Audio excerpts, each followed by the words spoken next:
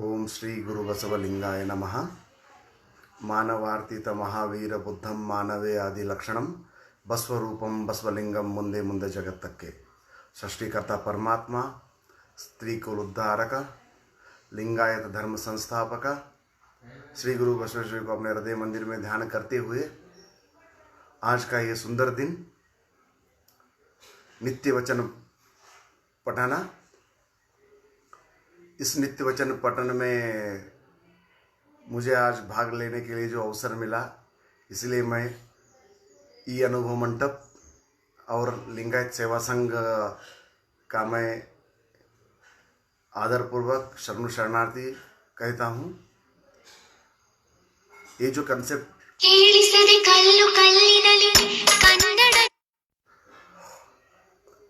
Concept है, ये बहुत सुंदर कंसेप्ट है, जिस माध्यम से हम जिसके पास में वचनों का भंडार है, वचनों का नॉलेज है, उस वचनों के नॉलेज को हम लोग सोशल मीडिया के माध्यम से लोगों तक पहुंचा रहे हैं।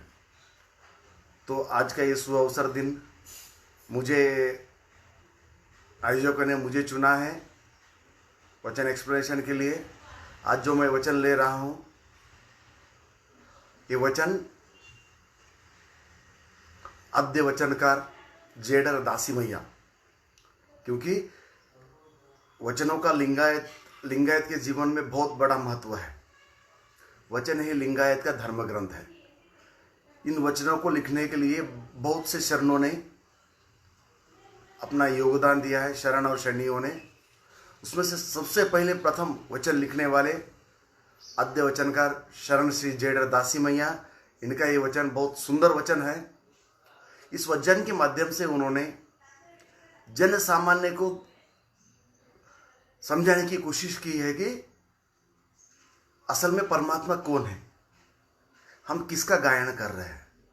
तो उस वचन को मैं आज भी शुरू करने जा रहा हूं। इळे निम्म दाना बेळे निम्म दाना सुಳಿ ದೂತಿ ಸೂಸು ವಾಯು ಇದಿ ನಿಮ್ಮ ದಾನ ನಿಮ್ಮ ದಾನವ ಪಡೆದಿ अन्यರಿಗೆ पूजिಸುವ कुन्निಗಳಿಗೆ नानेನಲ್ಲಿ रामनाथ। बहुत सुंदर वचन है। मैं उसका ट्रांसलेशन हिंदी में करना चाहूँगा। भूमि आपका दान, उस पे उगने वाला अनाज आपका दान, सुंदर से बहने वाली हवा आपका दान।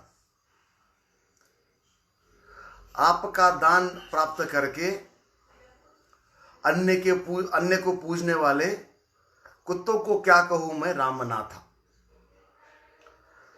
तो देखिए, जेडर दासी मैया जी ने इस वचन के माध्यम से कितना कठोर वर्ड बताया है, सिंपली एक्सप्लेन किया है और कठोरता से ऊपर वार भी किया, कठोरता से उन्होंने वार भी किया है।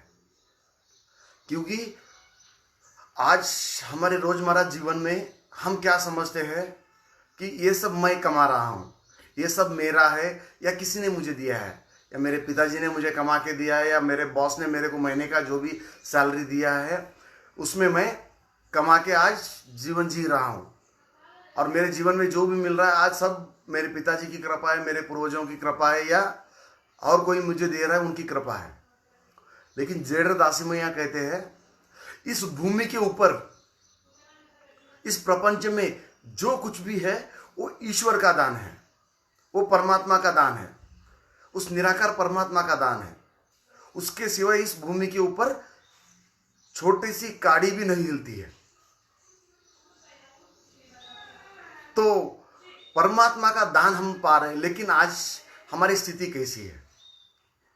आज जिस भूमि पर खड़े हैं वो भूमि परमात्मा की दान है। आज जहां पर भी चंद्र सूर्य जो समय पर उगते हैं,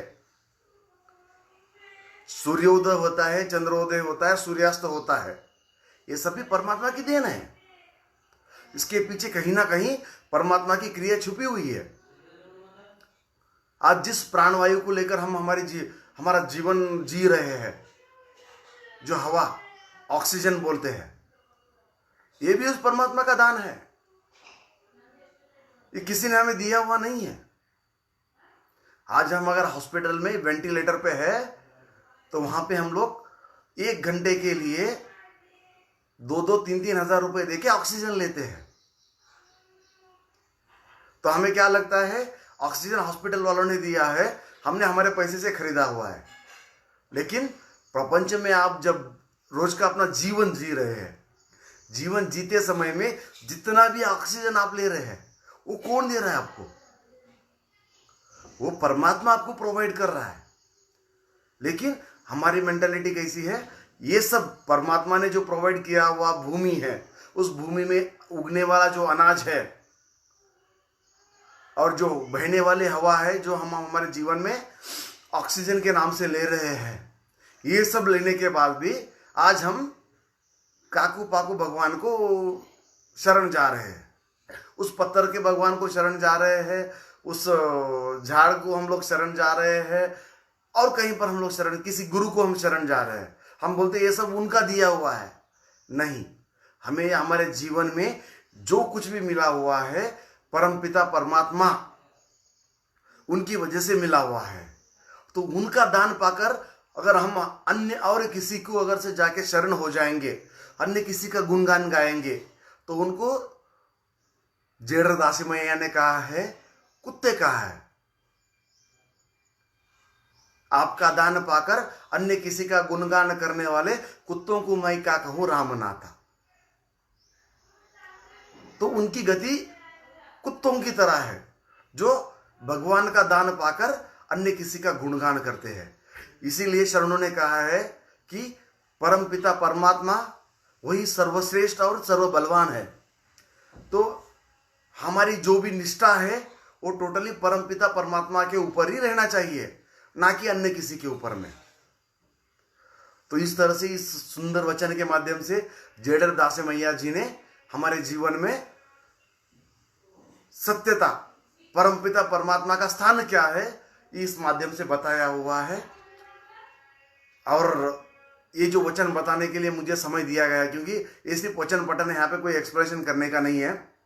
ये जो समय मिला, जैसे 5 से 6 मिनट का समय मिला हुआ है, इस समय के माध्यम से मैंने जो भी वचन बताया, इसमें अगर से कुछ इस वचन को हमको हमारे जीवन में यूज करना है, इस जीवन में इसे हमको पालन करना है।